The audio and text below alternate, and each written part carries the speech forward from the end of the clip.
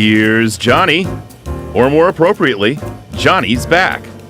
Johnny Matheny recently returned to the Applied Physics Lab in Laurel, Maryland to continue his work with the Modular Prosthetic Limbs science team. But this time, his arm looked a bit different. Johnny had a procedure called osseointegration, which is where an implant is attached directly to the bone. Combined with the targeted muscle reinnervation surgery, which allowed him to be able to access the missing neuronal information due to the loss of the limb, makes Johnny the first person in the world to have both procedures. It moves the whole field forward, and not just a small step. I mean, it is really a big jump. Everything else is good. Johnny is the first person to have this surgery done in the United States. And through it, he is now able to control the arm much better. I think he will inspire others to kind of follow in his footsteps. His surgery to get the implant was voluntary on his part, and he basically said, I'm doing this, but I'd like to still work with the MPL if possible. So we went ahead and worked with the implant company and the surgeon to make sure that we were coming up with something that would be safe and enable that to continue to happen. The APL arm is the most unique arm I've ever worn. It has the ability to do anything that your natural hand, wrist, elbow, shoulder can do. Whereas other arms, there's limits. What we've witnessed today really is a game changer. Having the osseointegration implant, it no longer shackles us and be dependent on a socket. The MPL now really is a natural extension of his arm. We no longer have the supportive strap. There are two wireless myobands that Johnny wears very comfortably that now records that muscle activity.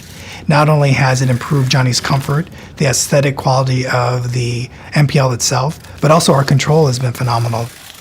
Johnny's the ultimate systems integrator, right? I mean, he's doing exactly what we at APL try to do, is to bring together these different technologies, bring together different researchers and commercial entities to get the best solution. And it's not the best solution just for him. I mean, he really feels strongly about being able to advance the science for guys that are coming through Walter Reed, people that have congenital amputations. So he really has the wider community in mind.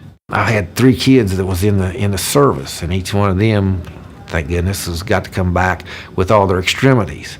But they had buddies that wasn't so lucky, and I see that, and I said, this I can do. I can try to help all amputees, not just me. I said, I help all amputees, and they're talking about they need somebody that can do this and be committed. But I tell you, my commitment runs deep. I set a goal for me personally, to try to bring forth a prosthetic that would be as near a normal human arm that you can get. Another goal for Johnny is to be able to go home one day with the modular prosthetic limb. Now Johnny's in his environment at the house. Get out of my kitchen. I'm going to town. And I'm going in, and the MPL and I are going to fix our first meal. Where'd you go, buddy? For all the incredible things that we see Johnny doing with the MPL, when we're finished here in the lab, he has to leave it here and go home. And, boy, we really want to enable him to leave with that arm and to use it every day. And that's what Johnny wants too. And that's the great thing about APL, right? We don't stop at the laboratory. We show things working on the bench as a way of getting them into the field. And it's no different here. Unless that technology gets in the hands of the injured warfighter, then we haven't really fulfilled our mission.